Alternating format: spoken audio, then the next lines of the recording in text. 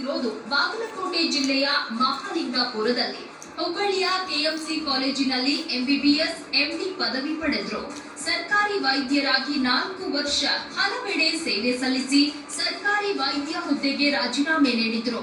1992ರಲ್ಲಿ ಬಾಗಲಕೋಟೆಯ ಮಹಾಲಿಂಗಪುರದಲ್ಲಿ 7 ಬೆಡ್ಗಳ ಅನೂಪ್ ಹಾಸ್ಪಿಟಲ್ ಆರಂಭಿಸಿದ್ರು. ಆ ಪುಟ್ಟ ಆಸ್ಪತ್ರೆ ಈಗ 40 ಬೆಡ್ಗಳ ಮಲ್ಟಿ ಸೂಪರ್ ಸ್ಪೆಷಾಲಿಟಿ ಆಸ್ಪತ್ರೆಯಾಗಿ ಬೆಳೆದಿದೆ.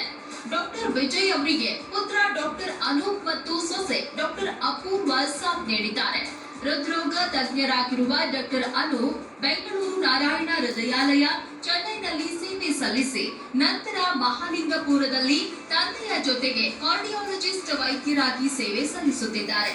ಇತ್ತ ಸೊಸೆ ಸ್ತ್ರೀರೋಗ ತಜ್ಞೆ ಡಾಕ್ಟರ್ ಅಪೂರ್ವ ಅವರು ಅನೂಪ್ ಹಾಸ್ಪಿಟಲ್ನ ವುಮೆನ್ ಕ್ಲಿನಿಕ್ ನಲ್ಲಿ ಬಂಜೆತನ ನಿವಾರಣಾ ಕೇಂದ್ರ ಆರಂಭಿಸಿ ಸೇವೆ